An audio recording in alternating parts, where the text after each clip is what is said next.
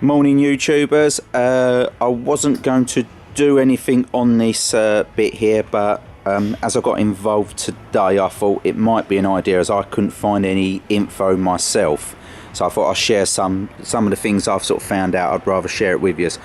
As you can see, this is a 1961 eriba. There's a lot of parts which are sort of rotten, has got, you know, a lot of metal fatigue. If I show you the front braking system, originally we was going to try and restore all of this. It was hard work getting it all out, but then if you have a look at all the bits, they've all rotten, they're bent, there's nothing left to them now. So I did actually leave it up to Doug to start trying to find some of the bits on the internet, and everyone draws a blank. And if you're drawing blanks on just repairing bits, perhaps it's time to move on and put a newer version on now.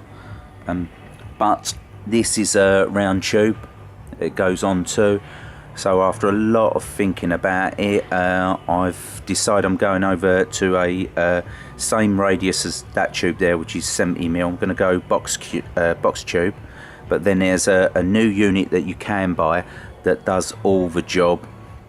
So I'm just going to revamp it up to the new version and give it a real new lease of life.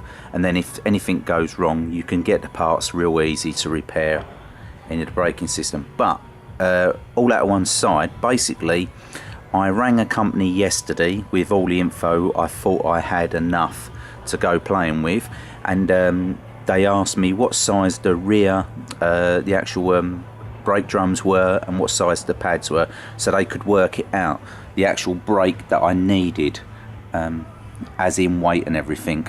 So so if I just take you around to the drum that basically I haven't done, as you can see, the center part of it, this needs to come off so as the actual drum can come off. But usually when you see like the edge, you usually put a mallet on there, give it a tap, and these fall off on a lot of things. But then I went up and I thought, you know what, I'll just need to check this out. So I went YouTubing, couldn't really find anything, and everything you did see, there was knockoffs sort of thing, but there was something that just wasn't sort of ringing true. So as I kept cleaning around the edge, but on the other one, which I'll show you in a second, I thought that does look like it's an actual thread. So I thought, you know what, I'm going to try put a buzz gun on there with right size nut on there and go from there and see what we end up with. Right, if I show you around the other side, dum dum dum dum, this is all amateur stuff, it's what we love. Right, here she is. Right, this is it with it all stripped down. But if I show you, yep, it worked out a 48mm socket, and as you see, it all came off very nicely. It's threaded on the inside of there.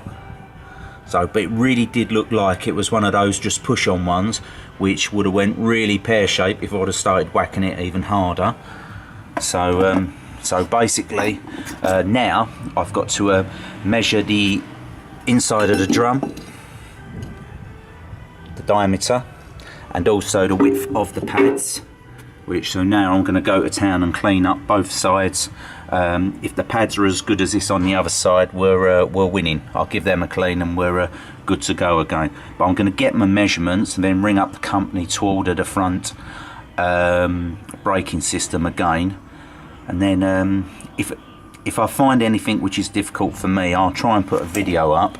Like I say, I wasn't going to bother really, but looking at this might be helpful for someone else that don't go and make the same mistake that I could have made myself. Bit long-winded, but I wish I'd have had that info put in front of me. I'll let you know where I get on with the braking system, start ordering the front end parts, and start painting up all the wood today. Cheers, thanks a lot, see you a bit later.